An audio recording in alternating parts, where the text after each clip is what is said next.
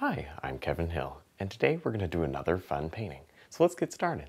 With our 2-inch brush and a little bit of black and yellow and white, let's just add back here a little bit of a soft glow. You see this is hardly shows up at all, and that's good. That's about all we want. Just tinting this area.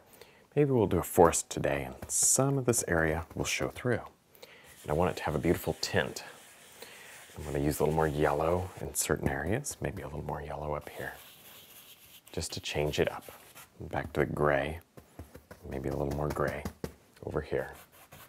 Next, we'll load up our filbert brush with a very, very soft gray color, and then wipe it on a paper towel so that we don't have too much.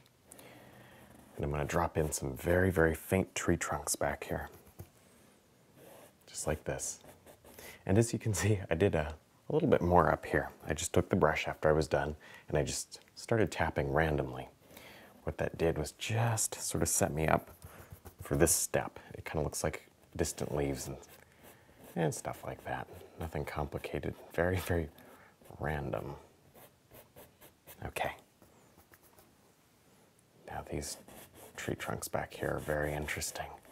They really just help to add overall detail to the painting. There's one. Just throw them in wherever you think they would enhance the painting. There. And you could use your little synthetic flat brush if you want. That would be great here.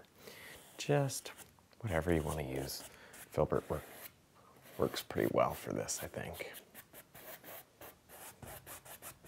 There. Nice and loose. Most of this will get covered up by trees in front. Next, we'll drop on some beautiful leaves to the trees up here, closer to the top. Now this time I have the filbert brush and I'm just smudging around to give myself a very, very nice loose indication of leaf clumps. And look, this background we put in, leave it showing through, because that way you'll have more detail in the painting. And of course, all of this is going to get covered by trees and stuff, and only certain parts will show through. But what shows through will, oh, it'll be so nice. It'll look detailed and look like you spent forever, even though we put it in very loosely. We do it loose because we know most of it's covered. So why bother?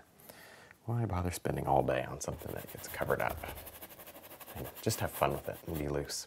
And as you can see, I did a quick sketch like we enjoy doing so often. Maybe there's a little bit there. We'll worry about that later. I just love this idea of having a kind of a tree-covered forest. We'll do some trees with a lot of character. Now with our filbert brush, some green, brown, black, a little bit of light color laying around. Right in this area. I'm going to do a huge old, maybe this is an oak tree. I'm guessing that it is. Something like that at least. But it's going to be real big.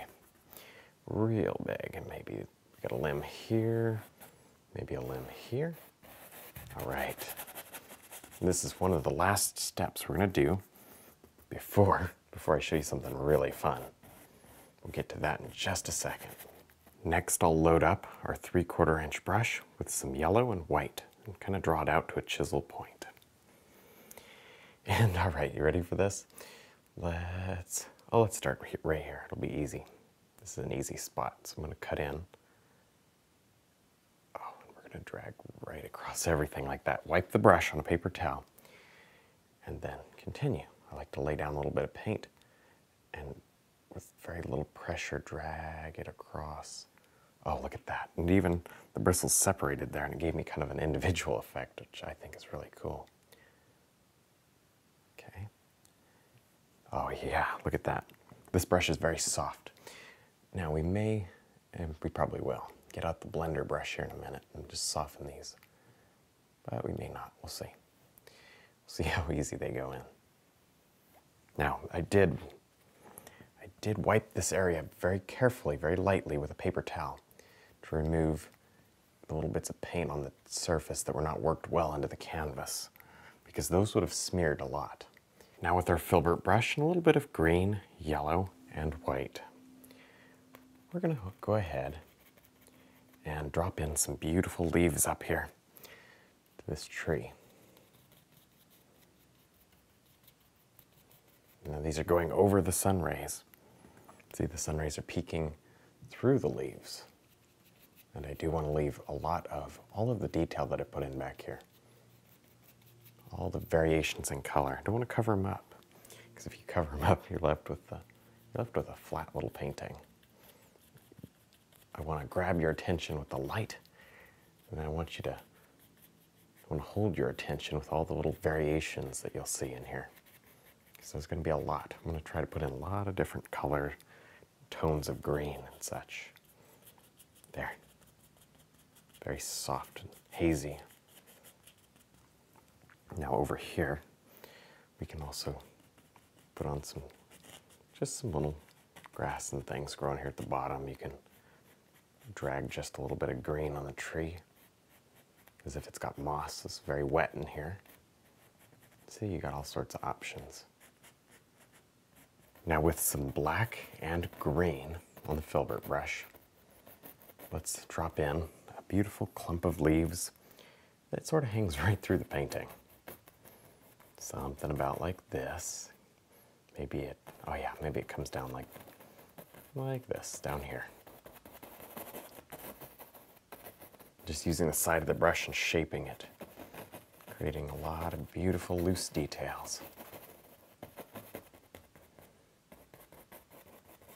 Maybe it's connected to a tree that we'll put in later. With our filbert brush and some black, loaded evenly on both sides. All right, let's start right here, and maybe just drop in a huge tree, a beautiful tree. And of course, we got to have a root that sticks all the way out to the water. Of course, we'll paint that over, but we'll put it back in. I just wanted to map it out and make sure I like the location. This is not nearly thick enough. I'm going to go so thick on this tree, because this is what's going to give this painting some character. Make that branch come all the way out. We'll do something over there, maybe add more leaves or whatever we want to do. There. It's a lot of fun. Maybe we need another one. That one was so much fun. Got to do another one. Just make them huge.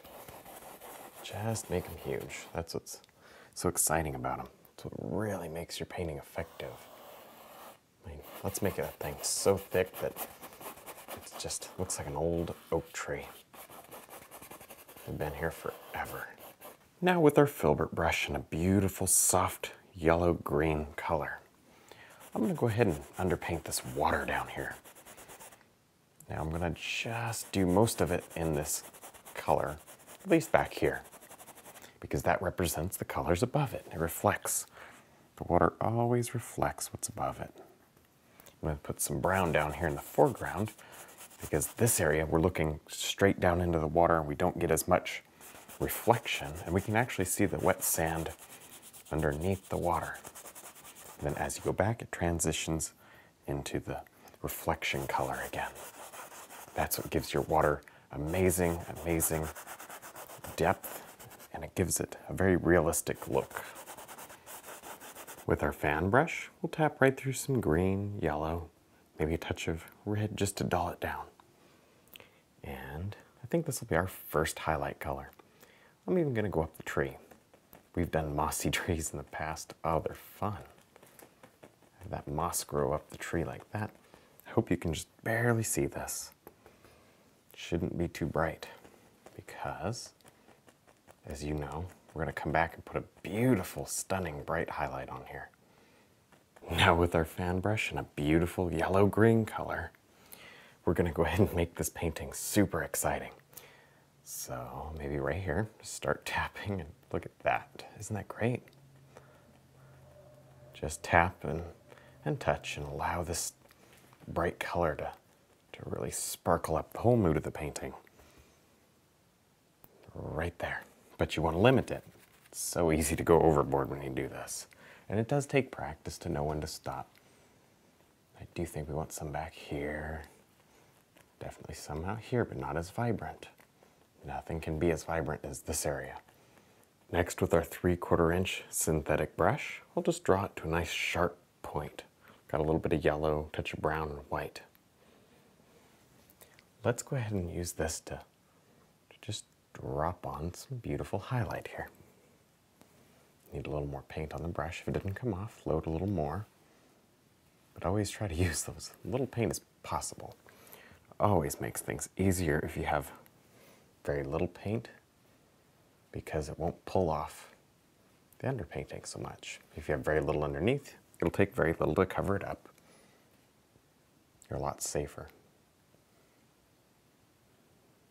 There we go. Beautiful. Add all sorts of textures and things. These trees are old. Next, with a nice dark brown color, we're just going to shape a couple of rocks down here. Just do it quickly with this little 3/4 inch brush. There. See? Very quick. Don't spend too much time on this. Just no need.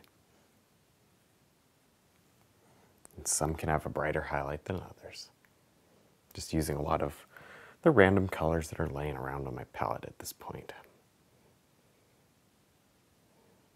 Now we can add on some beautiful details here using the liner brush. Just drop in some nice little branches, very fine ones. Makes it look so detailed and so realistic. There. Look at the beautiful contrast you get with the dark limbs over the light areas. All right, well, I think we're done. I had a lot of fun. I hope you did too. Don't forget to check out my website, my DVDs, and also my brush line. And thanks for watching.